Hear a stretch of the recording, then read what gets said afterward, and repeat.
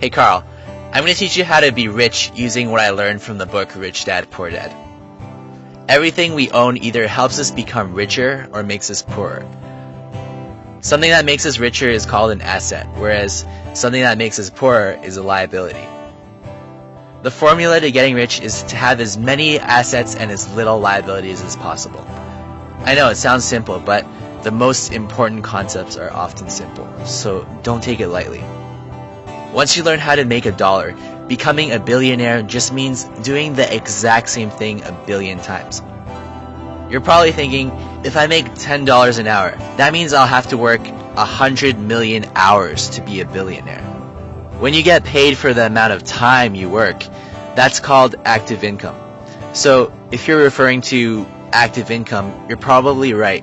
You'll die before you even come close to a billion, unless you're at the top 1% of your field, like Hollywood celebrities or pro athletes. Even then, having $1 billion is pretty rare.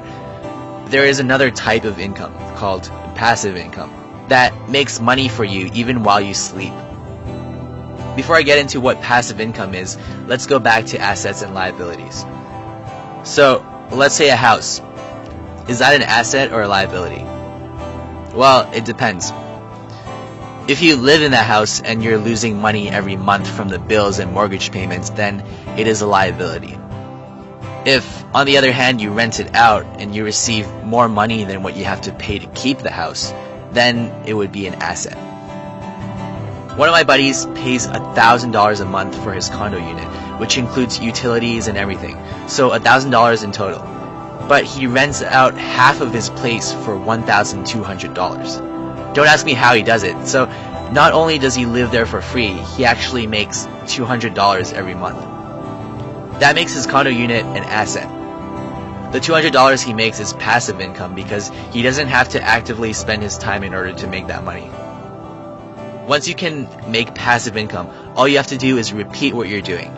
Since passive income isn't proportional to your time, you can make as much money as you want per hour. Imagine if my buddy rents 9 more condo units. If he makes $200 each month from each of those, he'll make $2,000 a month. At that point, his business model would probably be a bit more complicated since he'll probably have to hire a few people to do jobs like cleaning, finding people to rent to, and taking monthly payments. So let's say it costs him $1,000 a month to hire people to do those things. He'll still be making $1,000 a month from doing nothing. If you eventually expand to over 1,000 houses, you'll probably hire more people. Perhaps you'll hire a cleaning manager for every 10 cleaners, and then a senior manager for every 10 managers. That's how businesses essentially operate. You have the CEO at the top with multiple level managers all the way down to each individual worker. Learning how to keep your money is just as important, if not more, than learning how to make money. I go more in depth on keeping your liabilities low in my article. I wanted to keep this video short so you won't be bored to death. So if you're interested, click on the thing at the top. There's also a great book called What I Learned Losing $1 Million, which teaches you how to keep your money. It's harder than you think, trust me. And finally, the best way to learn how to make lots of money is by learning from people who have lots of money. And there's no one better than Sam Walton, the founder of Walmart, the richest man ever in America.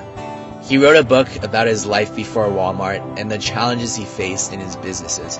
You can check it out here, but I recommend reading his book yourself. It's not the typical boring autobiography. It's actually one of the most